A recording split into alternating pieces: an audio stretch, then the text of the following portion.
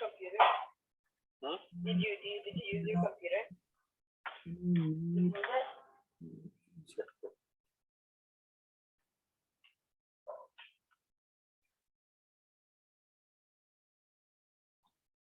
Om Ajnanatimirandhasya Jnananjanashalakaya Chakshur Unmilitam Ena Tasmai Shri Gurave Namaha Sri Chaitanya Manobhishtam Stapitam Yena Bhutale Swayam Rupa Kadamahyam Dadati Swapadantikam Vandeham Shri Guru Shri Yutapadakamalam Shri Gurun Vaishnavamscha Shri Rupam Sagrajatam Sagana Raghunathanvitam Tam Sajivam Sadvaitam Savadutam Parjana Sahitam Krishna Chaitanya Devam Sri Radha Krishna Padan Sahagana Lalita Shri Vishakhanvitanscha Hey Krishna Karuna Sindho Dena Bandho Jagatpate Gopesha Gopika Kanta Radha Kanta Namostite Tapta Kanchana Gaurangi Radhe Vrindavaneshwari Vishabhanu Sute Devi Pranamami Haripriye Vancha Kalpata Rubhyascha Kripa Sindhubhya Evacha Patitanam Pavanebhyo Vaishnavebhyo Namo Namaha Jaya Sri Krishna Chaitanya Prabhu Nityananda Shri Advaita Gadadhar Shri Vasadi Gaur Bhaktivinoda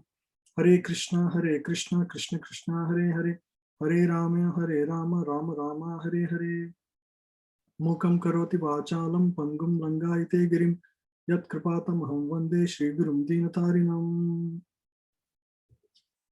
Hare Krishna everyone, welcome to the class. So we will discuss and review chapter 4 of Bhagavad Gita. We already studied verse by verse. So this class is just going to review the entire chapter in short time of 1 hour. Just giving you an overview and summary of what we have discussed over the last 5-6 weeks. If you have missed any of those 4 classes, this will work as a review of that material again. Okay, and we will only pick themes and learn practical lessons on how this chapter is relevant to our life. So chapter 4 is titled Transcendental Knowledge. What is the word transcendental mean? That's the first thing we should all understand. So the knowledge in this world is called mundane knowledge. Mundane means routine. Knowledge that is created within this world, all the scientific wisdom that we have studied and heard about, that's called mundane knowledge. The knowledge that has arisen, that has begun in this world, that is called mundane knowledge. You may call it artificial intelligence and whatnot, right? But still, the origin is within the world. The knowledge that comes from God directly and is revealed in the hearts of greatest sages, that is called transcendental knowledge. In Sanskrit, the word used for this is Shruti or Divyam. Divyam literally means transcendental, not of this mundane origin. If the knowledge is originated within this world, it's called mundane knowledge. Everything that we knew, studied, is all called mundane knowledge. But the wisdom of Gita is transcendental knowledge, whose origin is not within this world. So what is the purpose of this knowledge? The purpose is that this knowledge helps us connect with the divine. Right? What is the process of yoga? The literal word yoga comes, right? It literally means connect. Connect with whom to whom? Connect the jiva to the supreme, the soul to the supreme soul, the jiva to the God. So this knowledge that is given by God for the welfare of human society, that helps one to connect with God, is called transcendental knowledge. So that's the definition given there. Knowledge that helps one connect with the divine. All of us are divine, but we don't realize that. That realization is called self-realization. And the knowledge that helps one to connect with the divine is called transcendental knowledge. So this chapter talks about the origin of that knowledge, where it begins, what is the effect of that knowledge, and how do you practice this knowledge in your life. We need, right? Just Theoretical knowledge is of no use until you practice it and apply in your life and take benefit of that knowledge. There is no use of knowing it for the sake of it, isn't it? So it gives the guidance on how one can learn what is the origin, how one can apply, and how one can benefit from it. All of those things are clarified in this chapter. Now, moving on. Generally, in this world, we see things with our eyes, isn't it? But are we at this point eligible to see God with our eyes? We don't. We are not. In Bhagavad Gita, in 10th chapter, Krishna reveals his divine form, universal form, divine universal form to Arjuna. And at the time, Krishna says, Arjuna asks, I want to see your Divya Purusha avatar. And Krishna says, you cannot see in this your, Charma Chakshu, means your material eyes.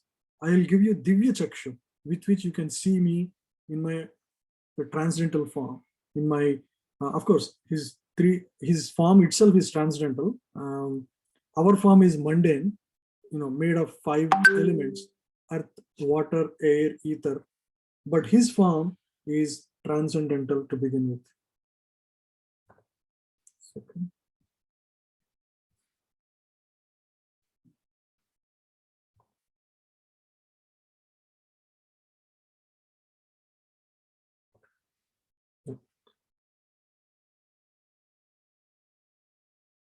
And how do we see God in this world?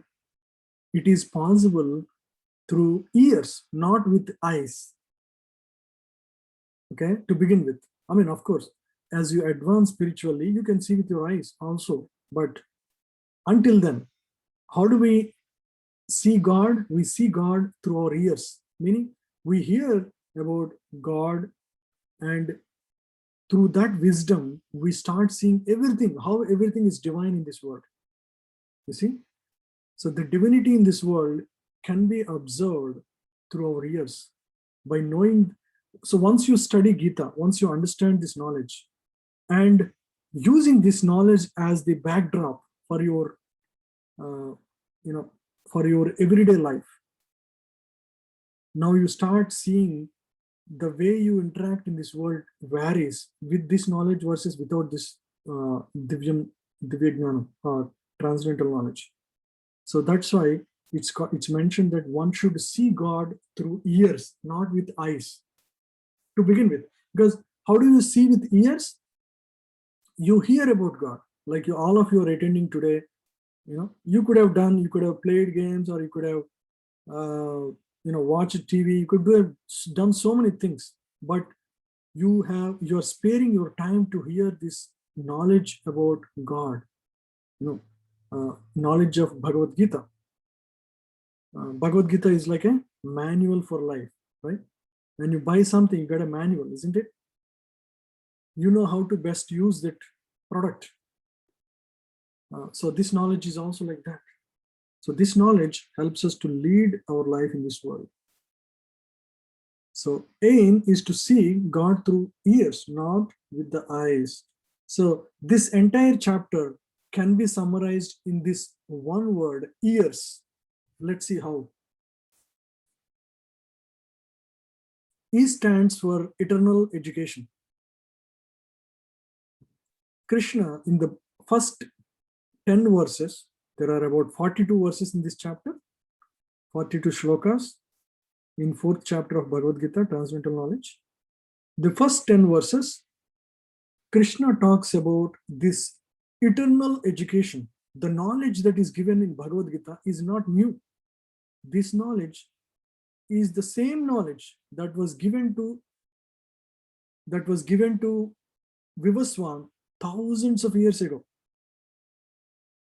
right? So this knowledge is eternal education. And so Krishna is going to talk in this section about what is the origin of this knowledge, the knowledge that he has given in Bhagavad Gita. To whom did he give first? and the nature, how one can receive this knowledge in this world. All those things are described in this first section. The second section gives how this transcendental knowledge gives accurate understanding of life in this world.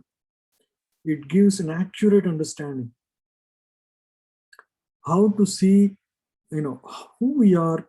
Accurate understanding means understanding things as they are.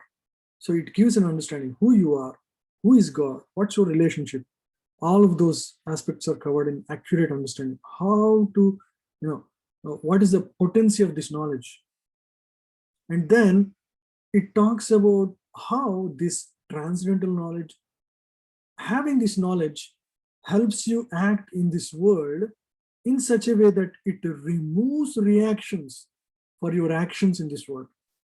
This Divya Jnanam not only gives accurate understanding, by acting with this knowledge, it helps one to remove any reactions for one's actions in this world.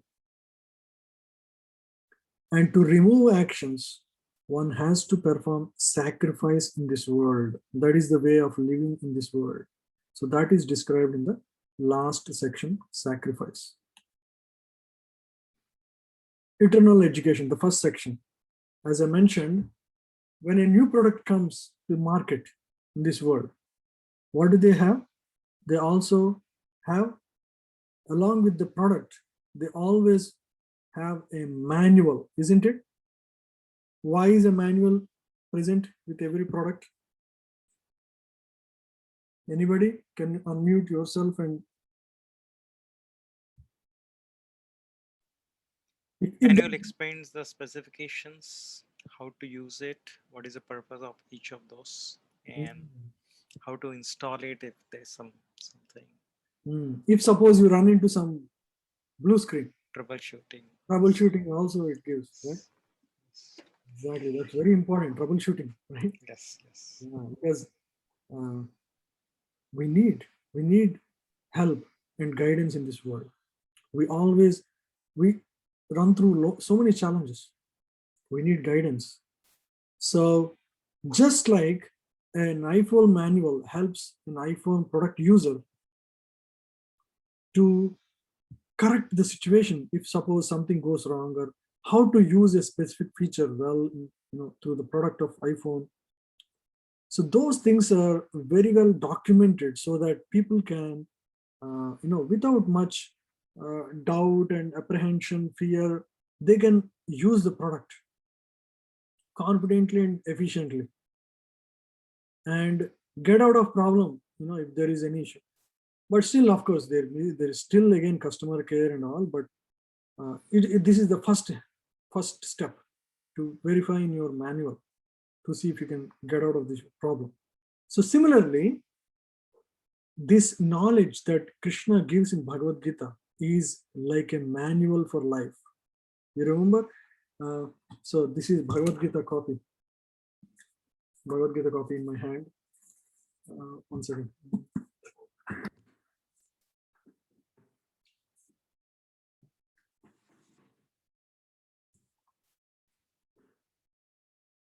So this is another edition of Bhagavad Gita. You all see my book in my hand. You all have it right with you.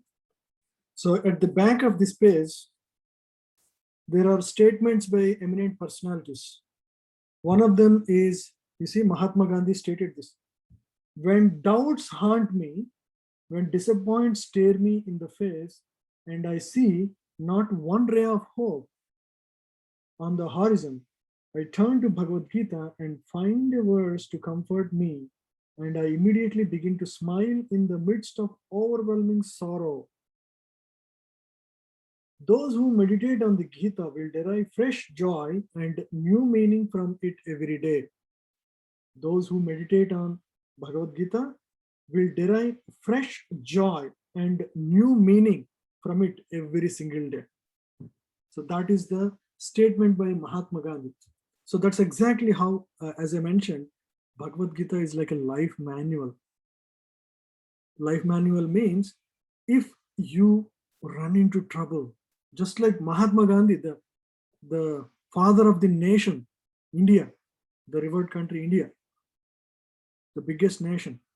So he mentioned the main leader of freedom fight. He mentioned, during freedom fight, it was an anxiety day every single day. And he mentions that this is the book that comforted him in all the tough situations of life through those freedom fights. So this is the book, this is the power, this is the strength of Mahatma Gandhi, in one word to say. Right? So when doubts haunt me, when disappointments stare me in the face, and I see not one ray of hope on the horizon, I turn to Bhagavad Gita and find a verse to comfort me, and I immediately begin to smile in the midst of overwhelming sorrow. Right? So that is the power of Bhagavad Gita. And we are studying the same wisdom now. So it has the same effect. Even now, it has the same effect thousands of years ago. It is the same situation when Arjuna was fighting the war. Right? He was in a overwhelmingly sorrowistic situation. What did he do? He took shelter of Krishna and got the wisdom of Bhagavad Gita. And that solaced him, that made him determined on his duty. And he continued to fight after that, after hearing Bhagavad Gita from Krishna. So just like a manual is provided with the product, similarly, when we are put into this world, we are also given the required help if only we want to leverage. So that is in the form of the wisdom text that are given directly by God himself, which is like Bhagavad Gita, right? So this first 10 verses talk about this wisdom, this knowledge that the eternal education that Krishna gave to Arjuna.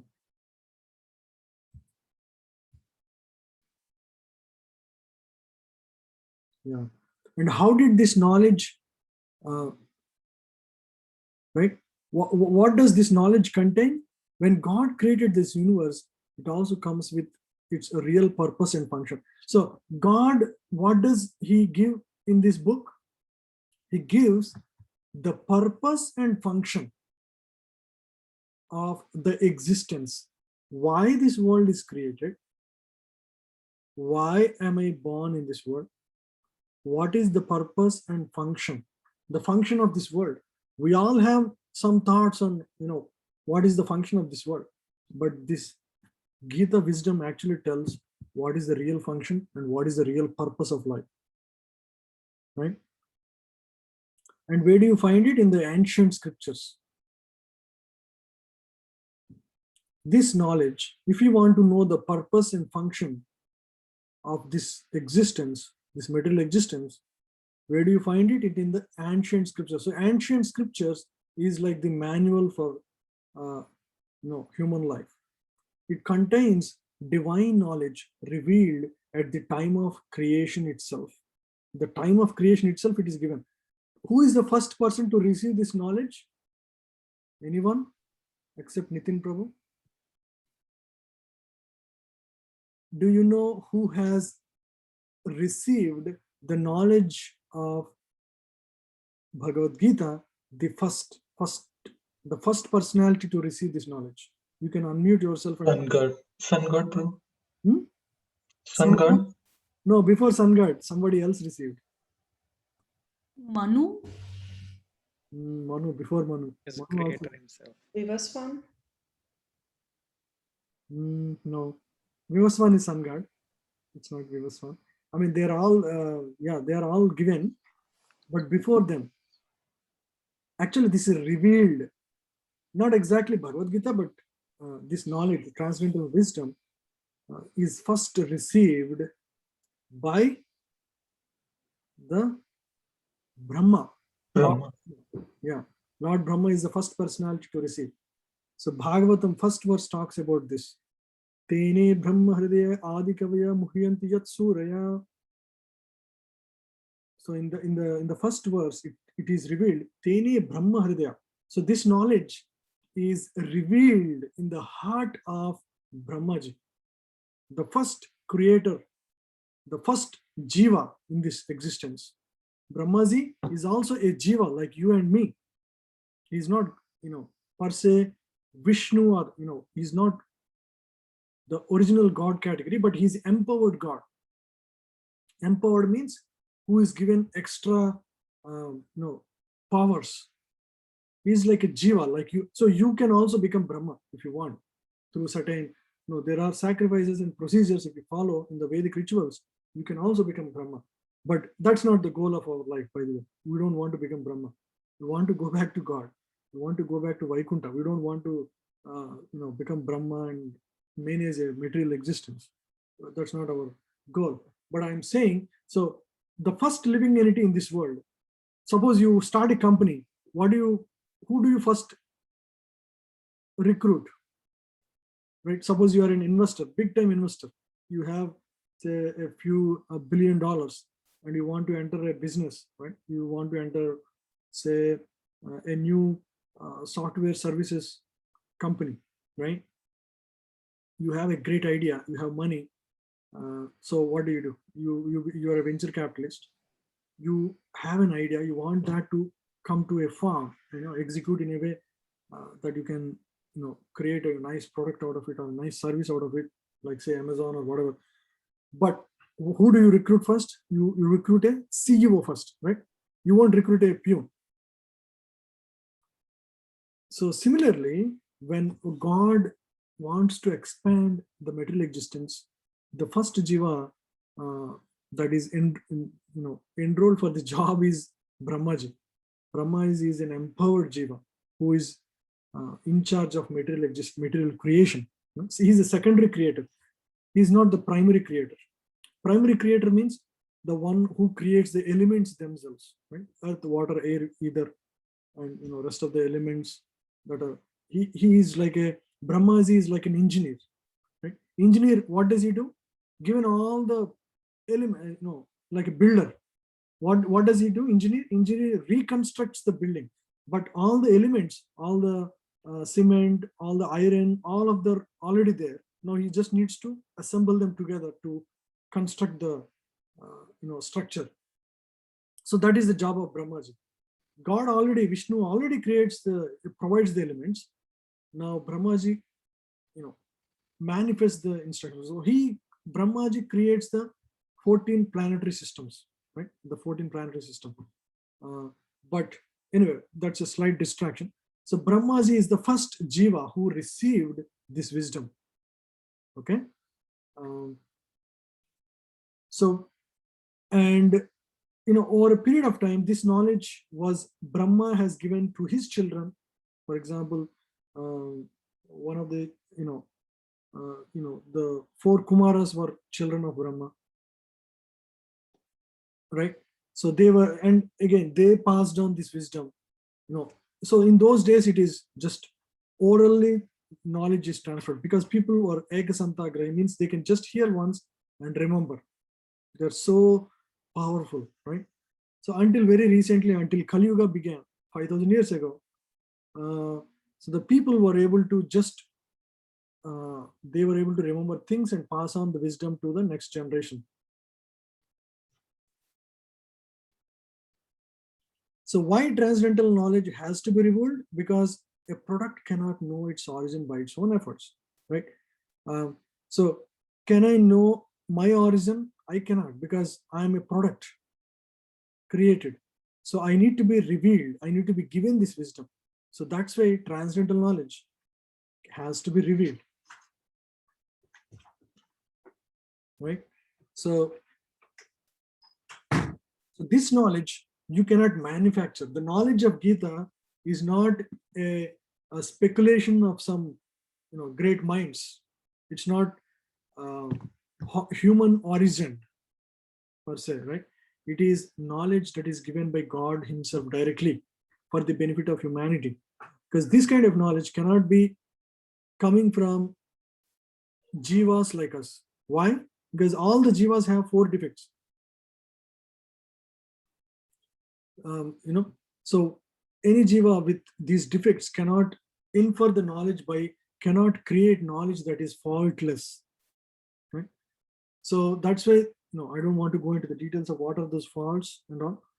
but we are defective. So the defective jivas, we can manufacture knowledge. That's why the knowledge of this world that we create, like all the science and all, it changes there is always a new edition that keeps coming. For example, Newton laws were given 500 years ago.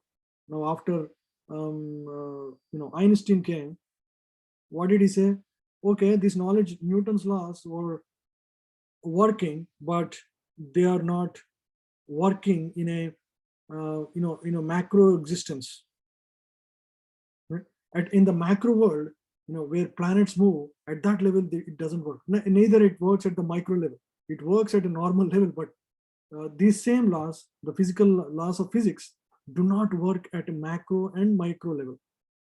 So he has given theory of relativity to better understand how this matter. So in this way, tomorrow somebody else who is better capable than Einstein would come and further further extend this knowledge. So the knowledge of this world always changes, but the knowledge of Gita doesn't change. So it's the same verses 5,000 years ago that is given to Arjuna, that are same verses that we are studying.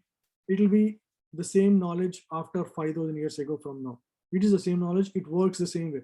Just like sun rises in the east, it works, and it is enough. It is enough now. It is enough in the past. It is enough in the future. There is no need to change this knowledge.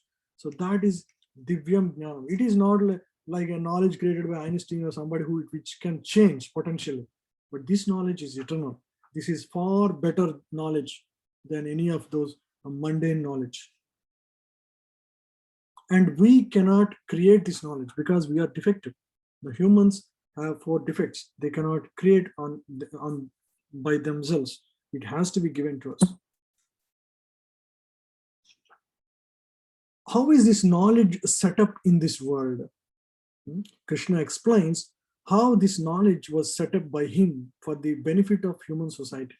So in the text 3, Krishna says, can one of you read for me? Archana Mataji, can you read?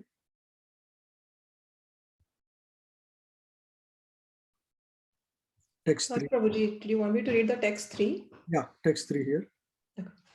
That very ancient science of the relationship with the Supreme is today told by me to you, because you are my devotee as well as my friend, and can therefore understand the transcendental mystery of this science.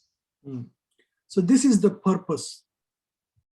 So this knowledge is always given. The origin should be God. It cannot be any mundane person. And once God gives, again, it is available within this world to the sages, or like Arjuna. They can again transmit the same knowledge to the next generation. So this is originally set up by God, as given in this verse. Right? How is it perpetuating in this world? Once it is given, right, it will continue to exist for some time, not forever, through Guru Parampara, meaning a line of teachers starting directly from God.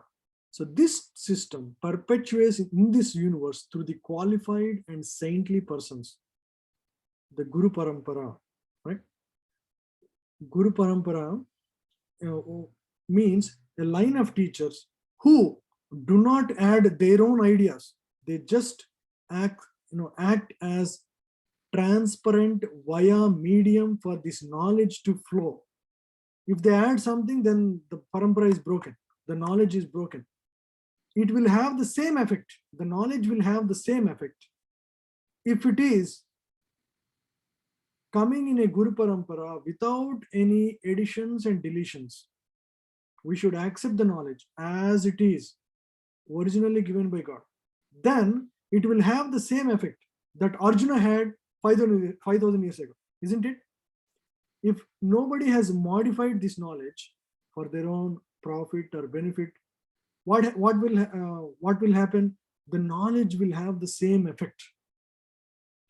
So when you receive this knowledge in Guru Parampara, like this book is Bhagavad Gita as it is. It says as it is means, what does it mean? Yada tada means the knowledge as originally given by Krishna, coming in a Guru Parampara, unbroken line of teachers, starting from Krishna himself. So here,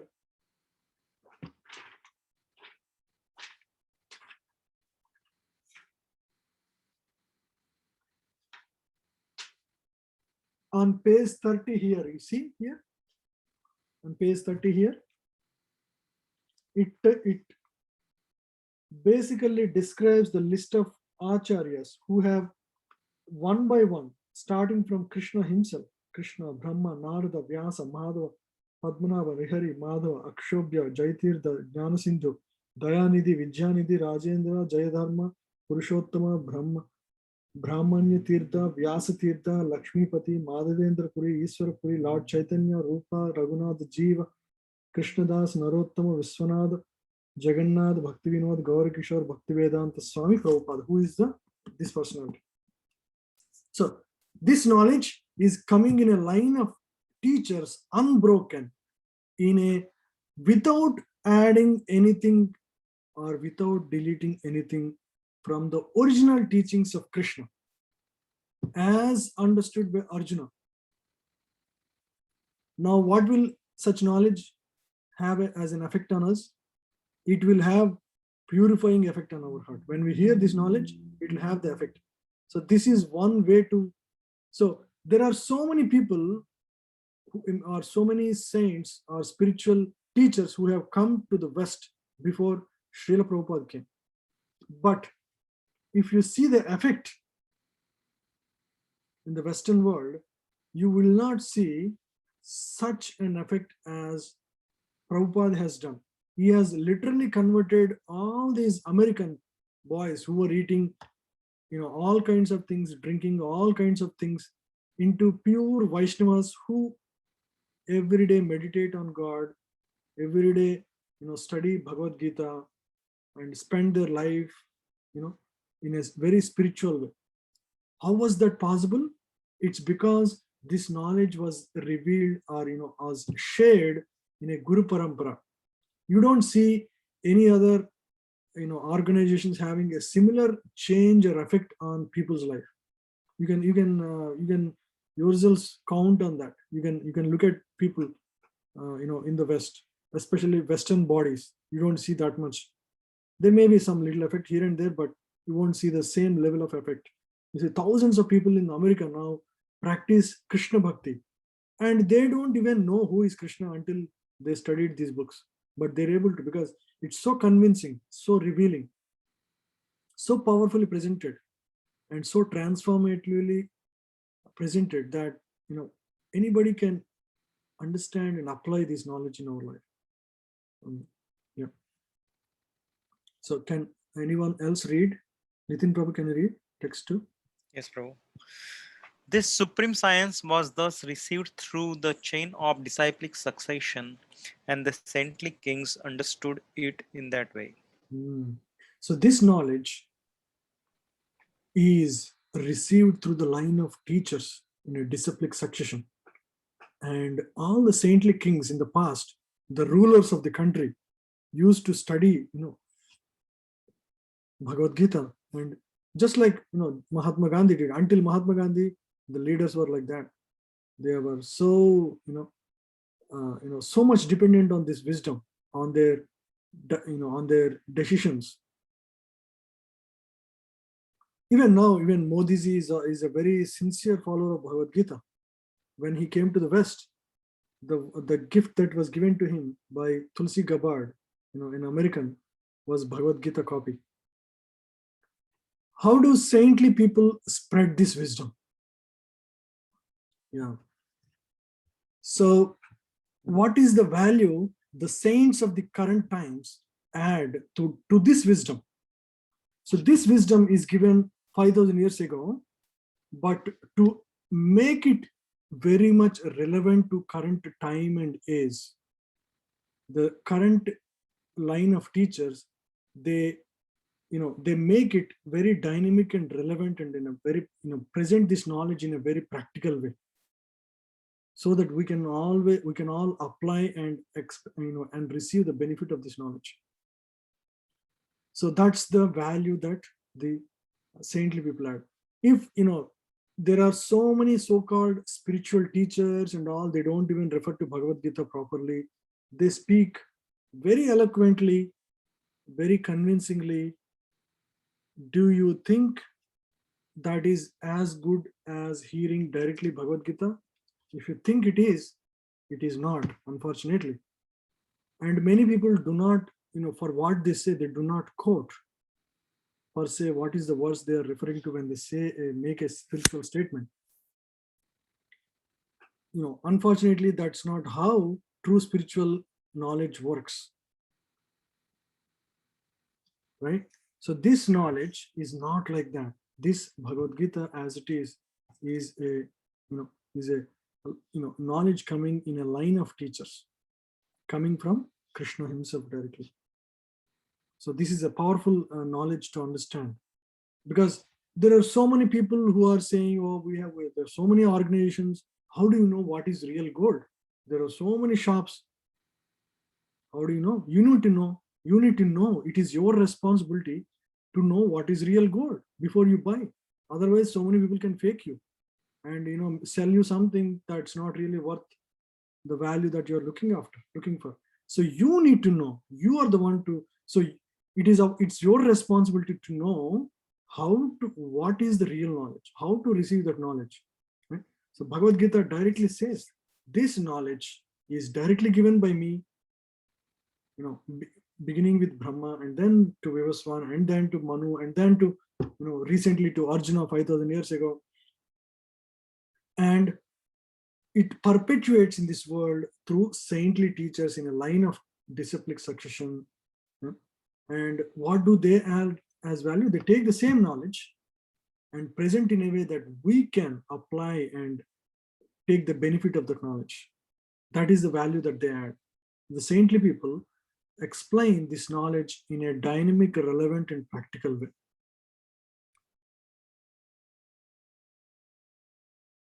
So the purpose of material creation is also explained in this section. The real purpose is to educate us to know God and love God. So this is the real purpose of material creation. So the material creation is essentially a university wherein we rediscover our relationship with God. So one may always get this question, hey, what is the real purpose of this creation? Why this world is there at all? Why am I here? Am I here to just, to study, to get married, to have children, to lead to enjoy the things of this world? Is that the purpose? No, it's not. That's what we think is the purpose, to be happy somehow materially, to earn nicely. Of course, earning is not wrong. You need to earn. You need to try to be happy in this world while you live it. But the real purpose, you need to know. It's not about getting rich or becoming CEO. It's not that. You can still become. It doesn't mean that you should not become. The real purpose is to educate us to know God and love God. It is the same teaching in all major religions of this world. Whether you take Christianity,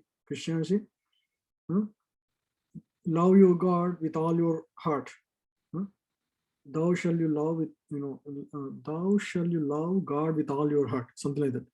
It states one should love. So the real purpose is to love God with all your heart. So that's what it says. To know God, to love God. How can you love God without knowing God? Right? You need to know how merciful, how loving He is, first of all. Right? Can you love somebody without knowing who He is? You cannot. Right? So that's why you need to know the knowledge of God. Who is God? Why He created this world? Why am I in this world? So then once you understand all these aspects, then you can live a harmonious life in this world. You know the purpose of everything that exists in this world. So the material creation is essentially a university. So this world is like a university. This entire world is also a university where and the purpose is you rediscover your relationship with God. The education that is given in this university is, all the experiences that we go through in this world. The real purpose of all of that is to rediscover our relationship with God.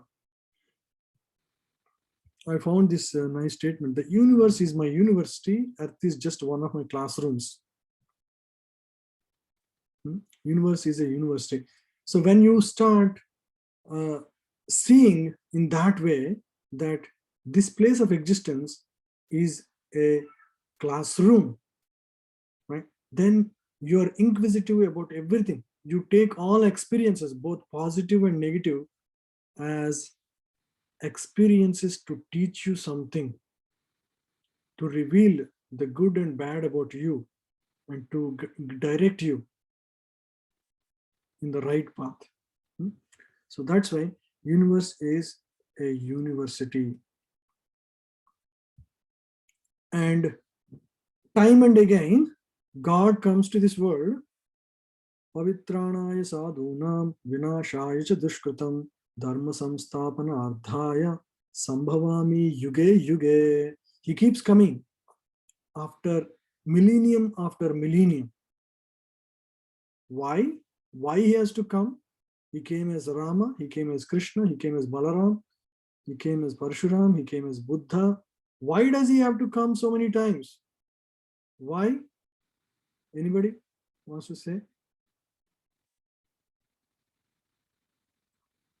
Yeah, I mean, the reasons are given here, right here. To re-inject spiritual wisdom. Because time and again, over a period of time, over centuries, the knowledge that is coming in Guru Parampara gets lost, because there will be, material world means there will be always some mix-ups. There is always some chance of getting spoiled. When the line of teachers, it gets broken for whatever reasons, Krishna comes by himself to re-inject the spiritual wisdom. That is the purpose. And if the world is overburdened with materialistic influences, he will remove that. And ultimately, he will ensure smooth functioning of the universe. When he came as Krishna, he annihilated so many demons. He annihilated Kauravas. He helped organize this whole thing so that he cleaned up the entire universe of all the bad kings, right? And established dharma. Dharma samstapanardhaya sambhavami yuge yuge.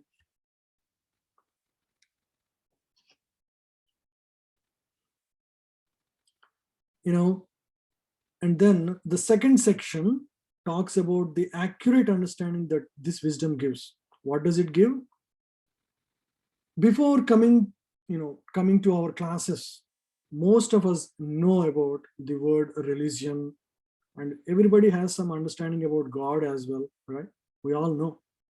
But our understanding is what? Is it very clear? Do you know who is God so clearly as it is now? As it is getting revealed now, it's still we are learning, but we still have a long way to go. But is it the same? Do you have the similar understanding before?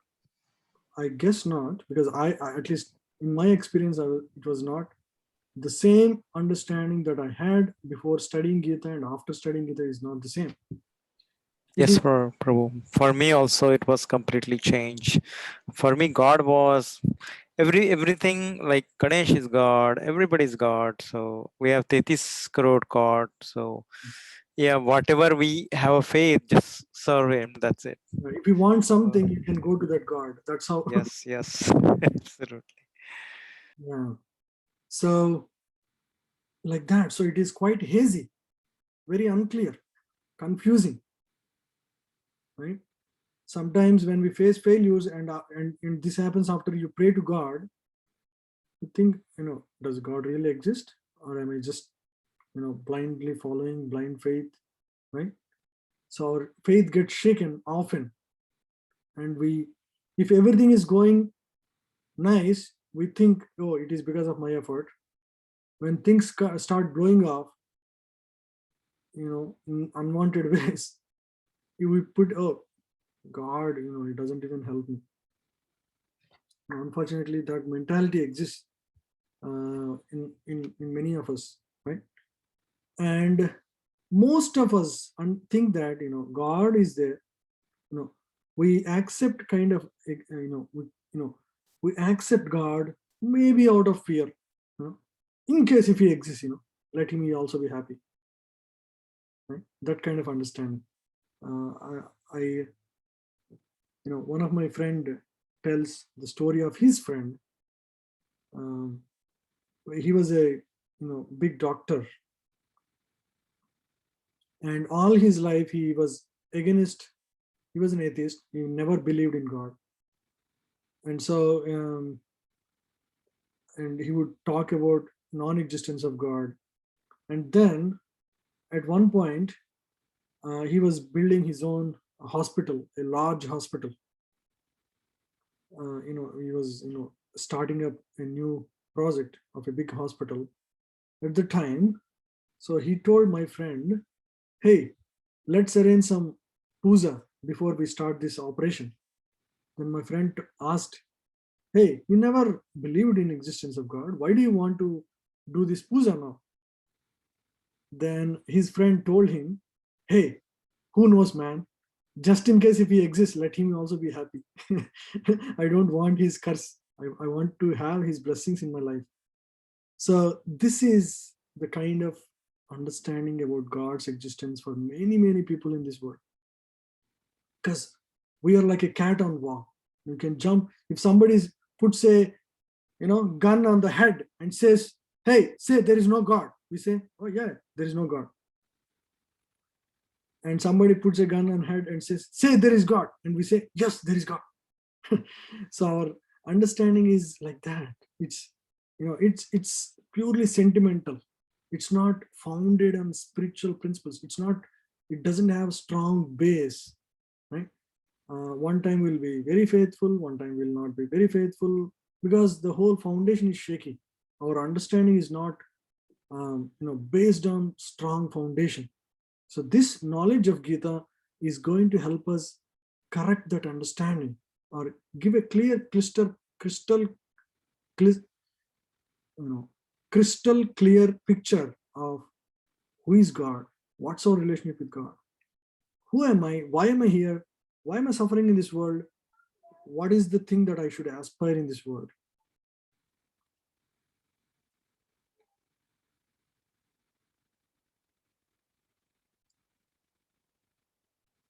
Yeah, can anyone read? Vidyasagara Prabhu, are you here?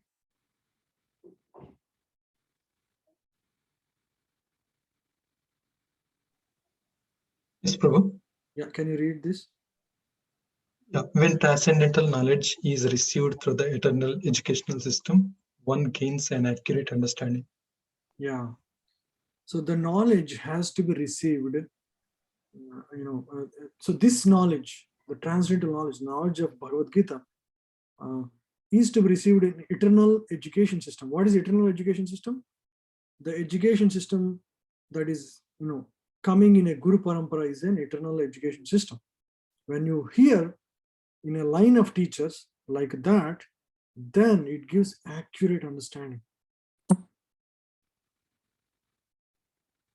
Yeah. So Krishna clears up 3 common misunderstandings of Eastern spirituality.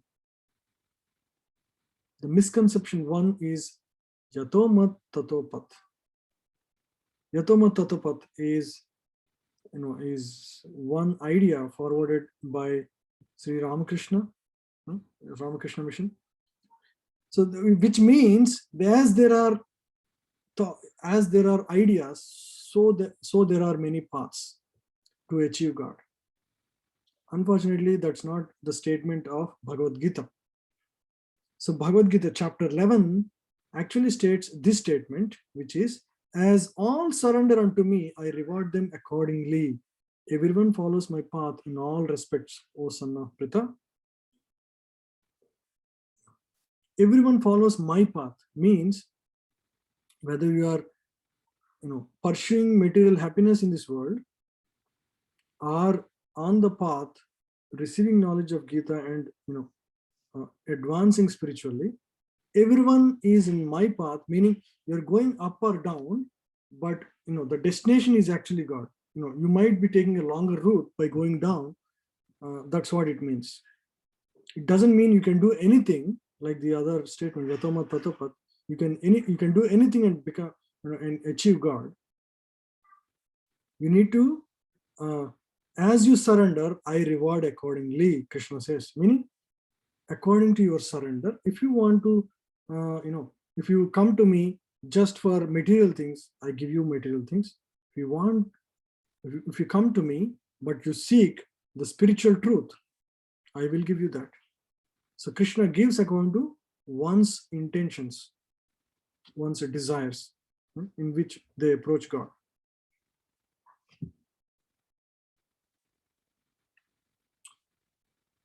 Misconception 2 is Hinduism is polytheistic. As Nitin Prabhu was mentioning, many of us think Hinduism means we have 33 crore gods, 33 crore gods, right?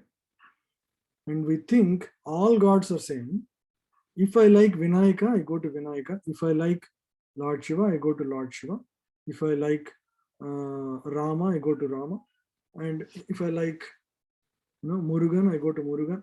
So like that, everybody has their own, they think, all these gods are available for worship, and I can go to any god and achieve whatever I want. And it is the same whether you go to Krishna or whether you go to Vinayaka. It's the same. People think like that. But unfortunately, that is not the case. Text 12. Can anyone read?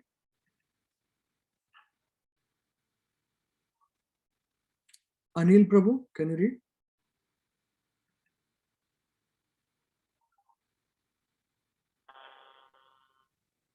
Yeah, text 12.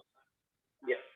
Man in this world desires success in fruitive activities, and therefore they worship the demigod. Quickly, of course, man got results from fruitive work in this world. Yeah. So Krishna in 12th verse says, in this world, people want quick results. They want to get something, they want to, get a job or get a wife or, get something quickly. And they worship demigods. This word, you see, this is demigod. What is demigod? Demigod is not God. Demigod is a representative of God. So Indra, Varuna, Vayu, Agni, all these are all demigods. Devatas. Devatas are not, the supreme Lord or the supreme Purusha. Okay. So demigods are like cabinet ministers. Cabinet ministers and prime minister is not the same. Prime minister appoints cabinet ministers to run different portfolios, right? There is one irrigation department. There is one healthcare department. There is one treasury. There is one, electrical department. So all these departments have to need a leader to function well, right? So Vayu is a devata for the supply of air in this existence. So Vinayaka is a devata for removing obstacles. So they all have their own specific function to serve, right? But they're not God. They're not the supreme God. They are all empowered representatives. They are like you and me. They're like jivas. But because of their piety in the past, their good work in the past, they were elevated to the personalities like this. And these are posts. Vayu is a post. Indra is a post. Indra is a post. Indra is not a person. The current Indra's name is Purandara. Purandara is the name of current Indra. And he is there only for the period of this current Manvantara. This Manvantara, in one day of Brahma, there are several Manvantaras. within one Manvantara, the Indra, all the set of demigods change, all these 33 crore demigods change. They don't exist the same in the next Manvantara. So this Manvantara is led by Indra with the name Purandara. In the next, it's also defined who is going to be the next Indra, for example, right? Who is going to be next Brahma. The post of Brahma is, again, it's a post. Brahma is a post. It's not a person. Brahmaji we call, but that person is different from post. The post is Brahma, and it is occupied by a particular person. I don't have the name for Brahmaji, who is the current Brahma. When there are no qualified Brahma personality to take the post, just like a prime minister will take over irrigation department. Suppose irrigation department, the minister passed away suddenly and there is no qualified person. What do prime minister do? He takes that portfolio in his under his hand, right? Because he needs a responsible person. He cannot just hand over the job to anybody. So similarly, when the post cannot be occupied by a qualified personality, the Brahma post is also held by Narayana himself directly. Narayana. So these are all posts. But one thing to understand from this verse is, the main point to grasp is, all these people of this world, they desire things quickly. They want quick happiness. They want a job or this or that. What do? They go to these demigods and worship, and they quickly get the results. But Krishna says, no, ultimately these results are given by me. Just like ultimately prime minister is the ultimate authority for any work that happens in each department, isn't it? You can always stop it, and he's the benefactor. He's the one who sanctions at the top level all the funds. So similarly, all the powers that the demigods have, like Vinayaka and all, they're all coming from Vishnu only. They're not separately coming from, they're not on their own. They're empowered personalities. So if anybody says, hey, Hinduism is polytheistic, say, no, it is not. So there is one Supreme Lord, right? Vishnu or Krishna, Vishnu Tattva, and under him is, there are so many incarnations of Vishnu, and under him, the material existence works under the leadership of demigods. Right? The demigods provide all the necessities for the running of the material existence. Right? So clearly in this verse we can see Krishna, what did he say? These results are given by demigods, and many people in this world worship them. But he refers to himself as being different from demigods very clearly. You can see, right? Krishna re-emphasizes the monotheistic stance that there is only one God. So ultimately there is just one God, and all these demigods are basically empowered representatives for him, right? Just like cabinet minister. That's the best way to understand about demigods.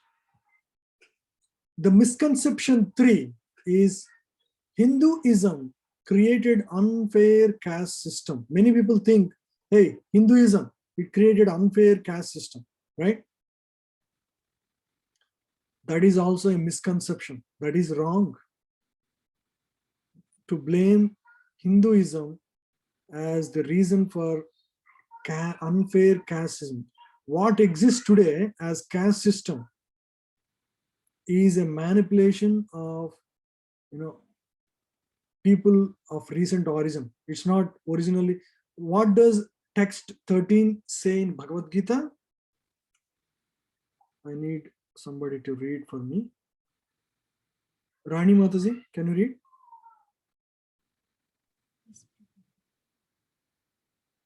Text 13.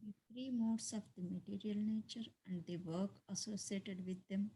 The 4 divisions of human society are created by me. And though I am the creator of this system, you should know that I am at the non-door, being unchargeable. Unchangeable. Yeah. Sorry, So, unchanged. Chaturvarnam maya srishtam guna karma vibhagasa. That's how the verse goes. Chaturvarnam maya srishtam. I created the four varnas and four ashramas. The four varnas are, four varnas and four ashramas. The Brahmanas, Kshatriyas, Vaishyas, and Sudras. Brahmachari, Grihastha, Vanaprastha, and Sannyasi. Four orders of life. So these are the four varnas and four ashramas. The four varnas is not a caste system. It is based on one's nature, guna and karma, right? Modes of nature and work associated with them. If a person's nature is Brahminical and his work is also Brahminical, then such a person truly belongs to Brahmana caste or Brahmana category, ashram, Brahmana varna. Okay, so just like an engineer's son will not naturally become an engineer, right? He has to earn the degree. So similarly, a person who is born to a Brahmana will not actually become a Brahmana until actually. So when a person is born to a Brahmana, a mother and father, they are actually called Dvija Bandhu. Dvija Bandhu means a friend of Brahmana. Why is it called a Dvija Bandhu? Because he has to qualify himself to be called a Brahmana. Right? Necessary qualification is required based on one's guna and karma, based on one's nature. If your nature is to be like a businessman, you cannot be called a Brahmana because your nature is different. Even though your mother and father could be Brahmana. So this is how scientific the original system is.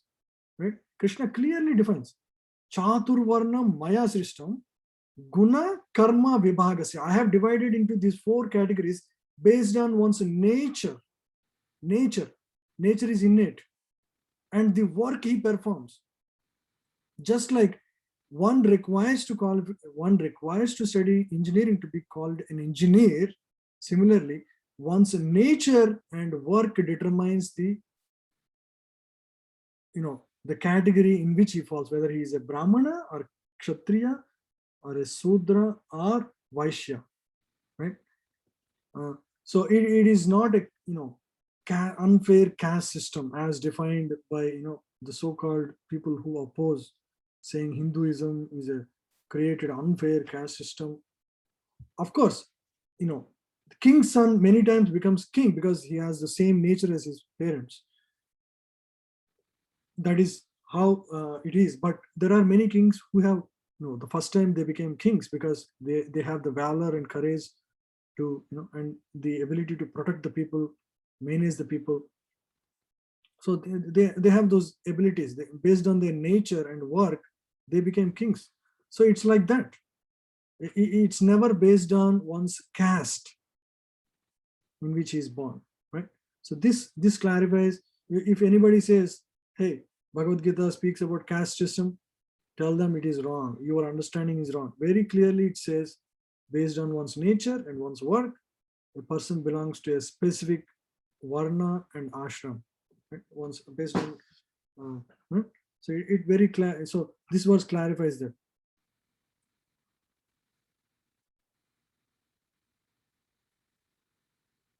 And then the third section talks about how this so the section talked about this knowledge. The first section talked about, hey, this knowledge is of ancient origin. It comes directly from God. It is not created by human beings. It is created by God himself, and it is established in this world through God, and then it is continued through the line of teachers in a Guru Parampara. Right? As long as one receives knowledge from Guru Parampara, like we receive from Prabhupada, I showed you clearly, right? then you receive the accurate understanding of original wisdom that Krishna has given. And after that, Krishna clarifies how this knowledge gives an accurate understanding. It clarifies all the misconceptions that we generally people have in this world about demigods, about caste system. So it very clearly clarifies many things. This knowledge, Divya Jnanam, clarifies many misconceptions of life. And then not only that, it removes any reactions. The knowledge, the transcendental knowledge, has the effect of removing any negative reactions in our life. How does it work? Let's see this. First thing, this transcendental knowledge clears up any philosophical doubts that we all have. Right? We all have the questions about life, right? Does life continue after this bodily existence in this world? Yes, it continues. That's what it says, Bhagavad Gita. What is karma? How does karma work? Those are all concepts that we studied and will continue to study further and further as we progress, right? So it gives a lot of clarity. It clears up philosophical doubts. It gives authoritative understanding of the purpose of existence, why you exist. And what is the purpose of this existence? As we studied, this universe is like a university. It continues to teach us lessons, life after life. You need to learn the lesson until you go back. Until you achieve self-realization, you continue to exist in this world.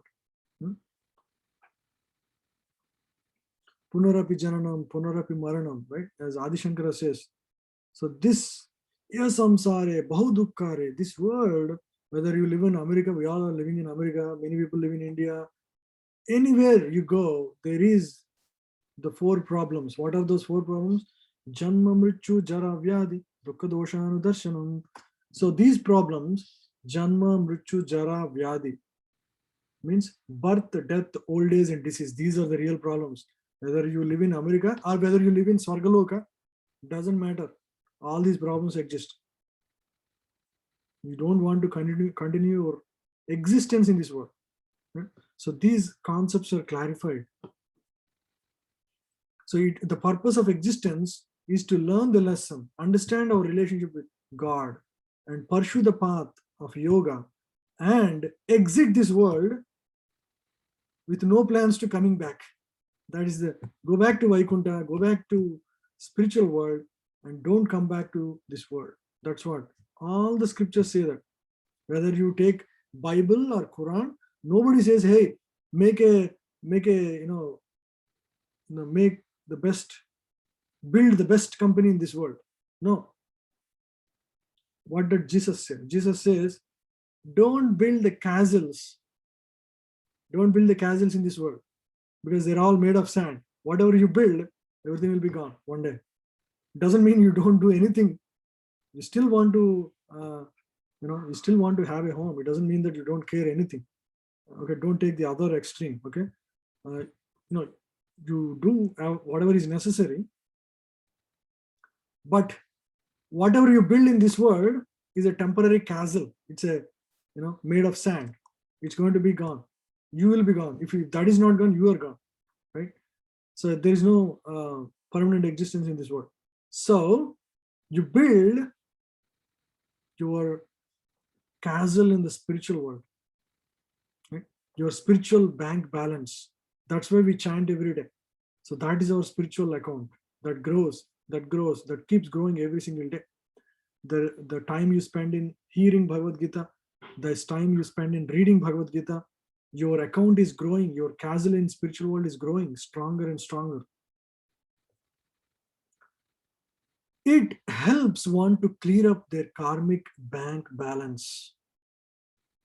What is karmic bank balance?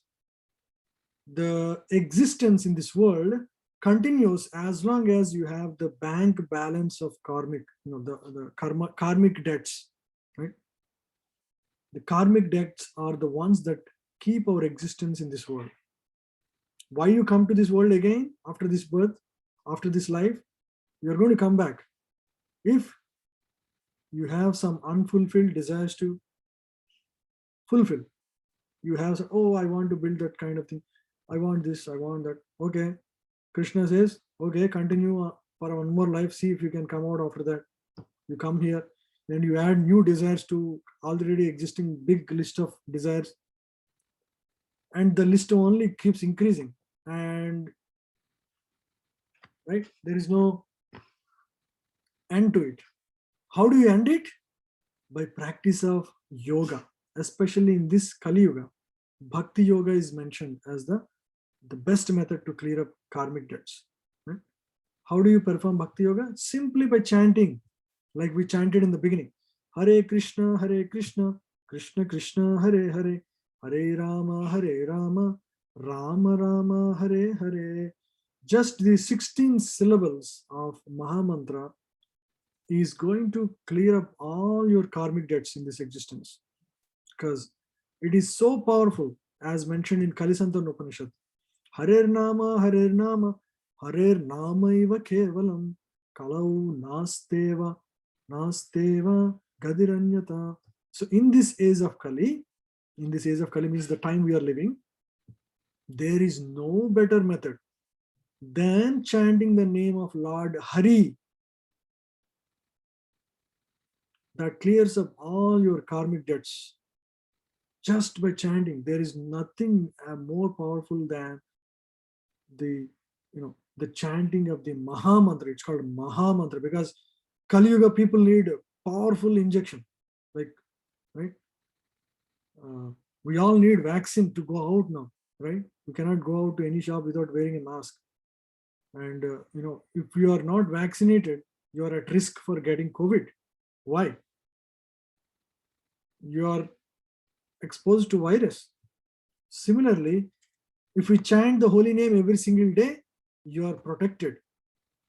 You are, you have the, the protection of the Lord, okay? To go out in this world and to be not disturbed by the situation that the world projects on you. Okay? So by this Divyam Jnanam, this transcendental knowledge helps to remove the reactions, because you act with that knowledge. Once you know this knowledge, you do not act the same way as you were doing before. Sometimes you may be having slips, but most of the time you would act according to this knowledge. Yeah. Karma. What is karma? Karma is universal law of nature. Just like Newton's law says, every action has an equal and opposite reaction, right? So for every bad action we do, also we do have similarly a bad reaction.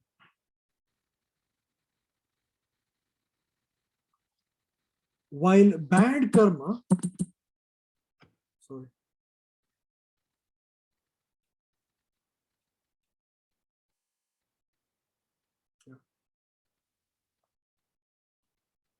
While bad karma is obviously undesirable, bad karma means the reactions that you get because of performing some bad actions, like somebody stole something or somebody doing some bad activities. It's not that they can escape the karma there for the actions that they did. It's going to catch up with him one day. It's just a matter of time. It could be one day. Suppose somebody drinks wine, he will have an immediate effect. The next morning he will have a hangover, right? He's not going to be the same. He will have a headache, will have a hangover. That's the immediate reaction. But in the long term, his liver gets damaged. That's the long-term reaction. So similarly, the bad karma catches up with us. It's just a matter of time. Whatever actions we perform, we are going to receive reactions. If you don't follow traffic rules, what happens? There will be a ticket. If not today, tomorrow. It's just a matter of time. And you may run into an accident. So there are different types of reactions. So Krishna not only talks about bad karma, but also good karma. Now, for example, you did some good karma, nice, good, helping others is a good karma. But if your consciousness is that, hey, I'm a big charitable person, I have so much money, I can donate to these people, poor people. If you are thinking like that, that good karma is going to bind you. We should, when we came to this world, we did come with nothing. When we go out of this world, we go out with nothing. That's the fact. Whatever we get is by the grace of God, right? That we all understand, very straight and simple. So when we act in this world, we should act because it is given to us. It's not that we acquired by our own efforts. Of course, our efforts are needed to get whatever we have. But because it's not going to stay with you forever, we understand that this is in my custody only. It's in my trusteeship. Whatever you have in this world, treat that as given by God in your trusteeship. So then what do? You act as a trustee. You don't act as an owner. I'm the owner of this home. We don't, of course, you may be as per the register, you may be the owner, but you think this home actually belongs to God. Then that is a different consciousness. That is the way we want to develop. Everything we have, our children, our family, everything is God given. We act in that spirit. That is going to change our life. That is not going to give us either good or bad karma. That is called akarma. Because even good karma is also binding. Say you gave charity to educate people, but you thought, hey, I am the rich person who is giving this charity. It's going to be a binding to your good karmic mind. And then what happens? You have to exhaust that good karma in your next life, or the next life. It doesn't matter which life it will come back, but you have to go through the experience of reaping the benefit of your good karma. So you don't want to be bound to that. Instead, you act in proper and with proper understanding. The Divyang Jnanam teaches on how to act in this world as a trustee, not as an owner of anything. We own nothing. We come to this world with nothing, we go with nothing. So we better understand that we are only a trustee in this world and act like that. And when we act like that, nothing binds us to this world. It doesn't bind. No, there is no karma bandhana. When there is no karma bandhana, you have nothing to exhaust. If you have nothing to exhaust, there is no reason for you to come back to this world. You will go back to Vaikuntha. You are no more coming back to this world. And you serve Lord there. And the whole bhakti process here is a practice that we do so that we can continue to do the same thing in the spiritual world in a much more variegated way. The descriptions of Vaikuntha are given in Bhagavatam and many other scriptures. Talks about what that world is like. But that is our aspiration. We don't want to be bound to good or bad karma in this world. Karma gives merit or demerits, and there is going to be retribution, pleasant or experience by the jiva. And this is a cycle. This is called karma bandhana in this world. The karmas that are going to keep us in this world. Okay, we don't want to be bound like that.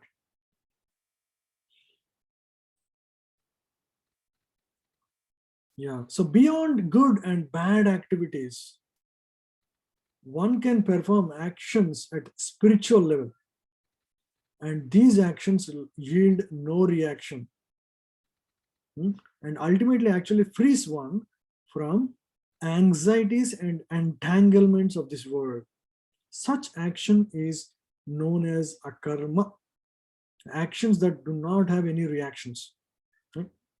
So here just you all know already, we discussed this. Pious actions are called karma. Forbidden actions are called vikarma, actions that are not recommended or against the scriptures.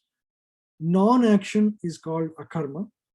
The reaction to pious action is to be pious, to become pious.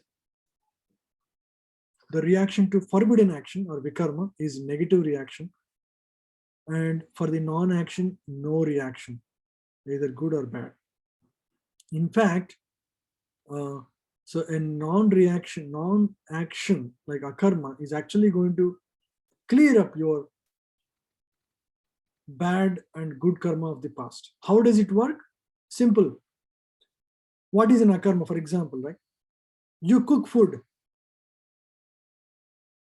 Okay, in the morning you cook food at your home, your wife or your mom, somebody cook. And what is the understanding you cook with? You understand that, hey, this food that I'm cooking is going to be naivedyam for God, naivedyam for my Lord Krishna. That is the understanding you have. And after cooking, what do? You offer that with love to God. And when you do that, God understand, hey, this person now is understanding, trying to understand my relationship with him. He's my child. God loves all of us equally, isn't it? And now we act in that relationship. Like you have a son and he lovingly gives you, he buys with his pocket money something simple like a small pen and gives you. You feel so much loved, isn't it? If he has done some bad mistakes in the past, what do? You'll just forget because he loves you, right? Father always loves child, right? Father loves more than the child loves father, isn't it? It's always the father who loves more than the child, father or mother. I'm just saying that, right? That's the case. So same with the God. God loves us more than we can love God. So when we perform acts of love in relation to God, he will forgive us our past actions. Even though, as per the laws of karma, we have to suffer for our bad actions and enjoy the results of our good actions, but he would unwind those things for us because of our loving service to him. So this is interference of God in our karmic cycle, right? So some interference is required, otherwise the cycle is just going on. You're coming to this world, going back, coming back, coming as woman, coming as man, coming as dog, coming as frog. There is no end to the cycle. There should be some way to cut this line, and that trick is a karma in this world. Actions that do not result in reactions. This is the secret of cutting out of karmic cycle of this existence. If you want to get out of this material existence, the key is a karma. The real key is acting in relation to God, acting in love of God. Implications: pious actions. You perform nice, you constructed nice temples or nice hospitals, orphanages.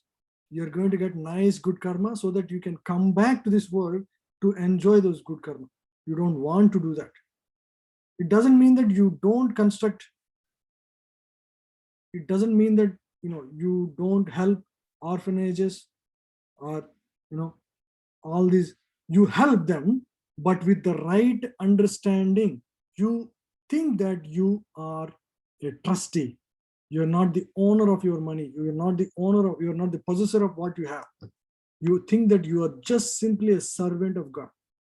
You act in that spirit, then there is no reaction to it. You can do everything, all these good works you can do still, but with the proper understanding, then there is no reaction. In fact, your reactions will, then God sees that, hey, here is my son. He treats you as his son. Of course, he treats, for everybody, to him, everybody is a nice son, whether you're a cat or a dog or a human. And this son of mine is trying to help my other, children who are unfortunate compared to him. So then he actually, and he has the right understanding. When our understanding is right, then accordingly the reactions come to us. So the implications of performing a karma is transcendental. It's going to actually burn away all your good and bad karma. So there is no way there is no reason for us to be bound further to this material world after this. Yeah. How do you perform this akarma? You perform akarma by the means of sacrifice. Sacrifice is an act of doing something without the consideration of your own pleasure. Generally, whenever we act in this world, why do we act? We act for our own happiness, our own pleasure. Isn't it? We act for our own happiness. But sacrifice is not just a fire sacrifice we do in a puja setting. It's not just. The spirit, the principle of sacrifice is acting without the interest of our own pleasure. Acting as an instrument of God. Acting as an instrument in the hand of God. So that is called a sacrifice. So we studied knowledge, transcendental knowledge, but to acquire, understand, and realize this knowledge, one must act in this world in the spirit of performing sacrifice. That is the real. So knowledge in itself will not do any good if you don't act on the platform of knowledge. This act, the sacrifice, is literally acting on the platform of this transcendental knowledge. Okay. Material knowledge in this world gives caliber and talent. Spiritual knowledge gives character and grace of the superiors.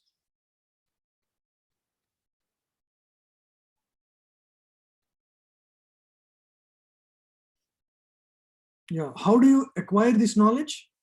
If you want to acquire this knowledge, one should relinquish one's pride that, oh, I'm an engineer, I'm I'm a CEO, I'm a director. That kind of false designation, temporary designation, we all hang on to them, right? So we should give up that. So we should submit humbly to a bona fide guru. And what do we do after that? We faithfully serve him. Serve him means not only in person. You can do so many ways. You can donate some money, or for his mission, right? So many ways you can do serve your guru. And one has to perform inquiry. It's not just blindly following your guru. It's also, first thing is, you need to find a bona fide guru. Who is a bona fide guru? A bona fide guru needs to satisfy many conditions. One is, he has to come in a line of teachers. Guru Parampara. He has to come. The line of teachers should extend up to God himself, Vishnu or Krishna. It cannot be anywhere in between. Oh, I started. Today there are 99% of current spiritual so-called gurus are all unfortunately not bona fide, because first thing is, they are the beginners of the movement that they started, right? They are the gurus themselves. They don't come in a line of teachers. So there is no rhyme or reason to believe what they are going to say is right, because they don't base their words or talks. They are very, very expertly they're going to speak, but nothing is based on knowledge of Gita. Unfortunately, that is the truth. But most people fall flat for the mesmerizing words, the healing words of these so-called spiritual gurus. Unfortunately, that's not going to take us anywhere. They are all pacifiers. If you have some headache, you can just put some jandu balm, it pacifies you temporarily. If you have some problem in your muscle, you can just put some anesthesia. What does it do? It pacifies temporarily, no pain. But as soon as the power of anesthesia is gone, pain is back. We want purification, not pacification. What is purification? Purification is actually practicing the knowledge, transcendental knowledge. that is going to clear your heart. The practice of chanting the holy name, that is going to purify your heart. When your heart is purified, naturally you experience spiritual life much better, and your karmic debts are gone. Your head is clear. Now you are on the path to back to God. Right? We want paths that teach purification, not pacification. Most of these people are actually teach pacification. We don't want, right? So how do you find a a bona fide guru, submit to him, serve him faithfully, and inquire from him, and understand your relation. That would reveal the relationship with you. And bona fide guru is not going to say he's God, first thing. Then itself is bogus. No person should claim himself to be God, right? He should act as a servant, simply a servant of God. He should be, whatever he says should be in line with all the great teachers. It should not be like he said, so he started revealing some new truths. If somebody says like that, that is a red signal for you. You should go away from him as soon as possible. I am the first person to reveal this spiritual knowledge after 10,000 years. Somebody says like that, just run away, because that is all bogus. Because there is no rhyme or reason to believe that, because that's not based on anything. And these words are so captivating, and these people sit in meditation and don't just believe any of these people. Believe in what God has revealed in Gita and Bhagavatam, Rama and Mahabharata. These are the foundational scriptures. These are the real knowledge. This has stood thousands of years of time, right? These books are standing, they have stood thousands of years of time. So there is no rhyme or reason to believe any of these people who don't base their talk or wisdom on Gita and all these ancient scriptures, right? So we should, and so a good combination of a good guru and a good disciple is required to make a real spiritual progress. Guru should be bona fide. He should be coming in a line of teachers. Whatever he teaches should be in line with other great teachers of the past, right? And the student should be humble, right? And he should serve faithfully. Once you accept a guru, you should believe him faithfully. You should not have it, oh, did I accept wrong guru? No going back once you accept a bona fide guru. And inquire from him submissively. Then the self-realized guru will reveal the knowledge from his heart to your heart. Then knowledge will blossom, just like a lotus here, you see, beautiful lotus. The knowledge in your heart blossoms. I think that's in summary. These are further details. We're not going to discuss that. I hope this summary study of the chapter 4 is useful for you.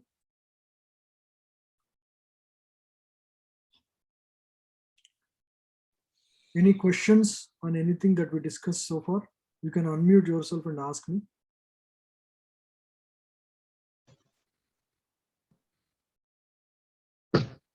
Hare Krishna. Prabhuji, Yeah, Haribol. Hare Krishna. Prabhuji, this is Rashmi. Yeah. I love things that you mentioned, building spiritual castles and spiritual money. I think that is my takeaway from this whole lesson. Very nice. It was a little complex to understand, not doing good karma, but I think it's the intention of not attaching with the result. Yes. It is the intention that matters. It is the intention in which you perform action that defines whether it is binding, good or bad or whatever, right? It's the intention that matters. Anything else? Anybody has any other questions? Thank you, Mataji, for sharing that. Jai Shri Krishna, Prabhuji. Prabhuji, I do have one question regarding the akarma. Mhm. I'm just thinking that a businessman has to always deal with his customer, Mhm. right? So how anybody can perform those activities in terms of akarma? Because there's always a money attached with that. Mhm. Let's suppose somebody is selling, a seller is selling something to his customer, Mm. customer getting the product and he is not paying him back. So in this case, how akarma will work? Yes, very good question. Thank you, Anil Prabhu. Thank you for asking that. So as a businessman, also you can perform akarma. Of course, you are selling the product, but the intention or in the mind, you always have this intention that I'm not going to cheat anybody. I'm going to, I'm going to sell this product for. First thing is I'm going to sell only the right products. I'm not going to sell any fake products. First thing. Second thing is whatever I'm selling, I earn lawfully whatever I get. I'm not going to cheat and sell for anything extra. These are the principles, right? So, and then whatever profit I get out of it, I want to use it for the right purpose. That's what primarily matters. I want to raise good children. I want to, serve God at my home, or give part of my earnings or savings to, temple worship, or helping spreading this wisdom of Gita in one or the other way. If you use the fruit of your action in those ways, it doesn't matter. You are a Vaishya by actions, you're a businessman, still, because you are performing with the right principles, right? No cheating mentality. And then the fruits are used in the right purpose, for the right purpose, then that is going to be akarma. It's not going to bind you, and you act always in the spirit that you are here in this world, not to be the proprietor of everything, but you're just simply, an agent of God. That's how you act in this world. Making sense? One more question here, just a follow-up. So let's suppose somebody cheat me as a businessman. I sold the product and somebody is not giving me money back on that. So how I will deal with it? Do I just really don't care about those money because it's a materialistic thing? I don't have to follow up on this? You have to follow up 100%. No way. See, that's the thing. It's not, if you don't follow up, it's actually being irresponsible to your actions, right? So you do follow up. It's not about being money minded in that case. You do everything properly. I might be following Gita, doesn't mean that I let anybody cheat me. You have to act wisely in this world. Otherwise, there are so many ways you can get cheated. Everything should be crystal clear, right? Anything act, even with our, we see all the time, even close relations within family go into misunderstandings because we don't follow certain principles. Anything I do, even within family or anywhere, I want things to be very clear. Even now I do like that. Even though I believe my own family, I 100% love my sisters and brothers, everybody. Still, everything should be on paper and clear. Whatever actions we do, we should perform correctly to our ability. It doesn't mean that we can never get cheated. Still, it's possible. But what do we learn from this world? We learn that if there is any scope for any error or mistake, there is chance for misunderstanding to crop up. We want to avoid any such misunderstandings in the future. So we want everything to be clear from the beginning. So if it were me, I'm going to definitely follow. I'm going to make sure, because so that money that I get can be used for good purpose. So I would rather get it and use it for the right purpose than, being spiritual doesn't mean you act loosely and carelessly, right? Or you act with, so we should understand what is attachment, right? our attachment is to Krishna. Our attachment, it doesn't mean that our attachment is to Bhagavad Gita, knowledge of Gita. It doesn't mean that we act irresponsibly. Krishna never said you act unwisely in this world, right? We act wisely in this world. Even Arjuna could have said, oh, why would I fight? That's what he was saying in the beginning. Krishna said, no, don't give up. You have to reestablish Dharma. You have to fight. Why does he have to say like that? If it is okay, what is there? Just these Kauravas, anyway, they are bad people, let them rule. No, somebody has to fight. So Krishna revived the fighting spirit in Arjuna through the knowledge of Gita. So no way. I mean, we don't let anybody cheat us just because we are studying Gita. We actually act righteously, teach others how to act righteously in this world, right? By our own actions. Oh, this guy reads Bhagavad Gita, he doesn't care what happens, We should not be setting bad examples in the process. We should act righteously. We don't cheat anybody, neither we let anyone cheat us. That's the principle. Make sense? Thanks, Prabhuji. Yes, it makes sense. Yeah, thank you. That's the spirit. Especially most of us are, Vaishya and Sudra. I mean, again, it depends on the Varna also. Sometimes a Brahmana can forgive certain things. The person acting in Brahmanical spirit, because he is always, it's a different spirit. Kshatriya doesn't. We are either Kshatriya or Vaishya or Sudra, most of us, in our spirit. We act accordingly. Yeah. Okay. Any other questions? Very good questions today. I want everybody to participate in asking questions. That way, these concepts become very, very familiar and clear and become practical for you. The idea is all this wisdom should be a living knowledge for you. It's not just I studied Gita or I got a certificate. No, I don't want like that. I want this to become your practical life. The guide for your practical life. Any other question? So Prabhu, question, throughout the day, like we do activities where we do chant, we do deity worship, or we do make prasadam, as well as we do our activities going to work, or sometimes talking to friends, sometimes talking to your kids and spouses or parents, relatives.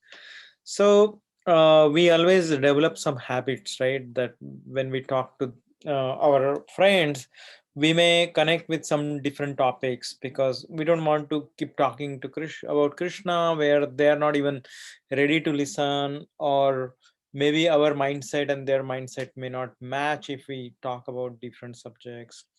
So I'm bringing the point where in a whole day, only maybe 2 to 3 hours or 5 hours we do the Krishna consciousness activity or akarma, and remaining time in a day we do the sakarma or whatever the kukarma, prajalpa, whatever, because of our bad habits or not knowing it, that what kind of karma we are doing. So how do we I know that karma never gives you the results, reactions, but other activities will give a reaction. Now, what happens to those activities now? Those stays with us or not? Yeah, but you're also chanting every day, right? When you chant, it will have some, burning reaction to all these activities that you do. But again, doesn't mean that we act without proper consciousness through the day. So over a period of time, so the consciousness of Gita becomes your second nature. As you hear every week, as you study your own, on your own, the verses of Bhagavad Gita, over a period of time, this becomes your second nature. And when it becomes your second nature, because you are coming to it every other day, every week, so something will attach to your mind. Slowly and gradually, it becomes your second nature. And when it becomes your second nature, you act accordingly. So all your activities of life slowly and slowly become more and more Krishna conscious. And especially as you become more and more inward. Right now we are outward. As your responsibilities go down, you educate your kids and get married, you become more and more. That's the beauty of starting at this age for all of you. Instead of starting after being 60 plus, now you started in 30s, 40s, 50s. Now you have a lot of time, or the next 2 decades, you understand all this knowledge, apply it, and it stays with you. And at the right time, when you become old, you can spend more time reading, relishing. Your life becomes happy. Right now, most people are more and more miserable as they age, because the old age frailties take over before they actually attach themselves to spiritual wisdom. But you are all not like that. You are all attached to knowledge of Gita at this age. So it comes to your help a lot. And you can see yourself, actually, I have seen a lot of people, how the knowledge of Gita made them so happy towards the end of their life. This is the best retirement plan, I would say. But the good thing is you started right now. That's the best part. Right. Yeah. Thank you. So it's not because just you heard today, tomorrow onwards, all your activities will become spiritual. I'm not, frankly speaking, I'm not there too. So It's a progression. we're all in the journey path. Yeah, it's a progression. Have faith. So many great people in the past, as Krishna himself said, have achieved perfection by following this knowledge. Why wouldn't we get it? We should feel confident, basing on the shoulders of great acharyas of the past. Why would they commit all their time and life to teaching this knowledge if that is ineffective and something that's not relevant? Time and again, centuries of time was, people have proven that this knowledge works. So who are we to doubt? If we have to doubt, we have to doubt all these bogus gurus of the current time. We don't want to doubt the bona fide teachers of the Guru Parampara, right?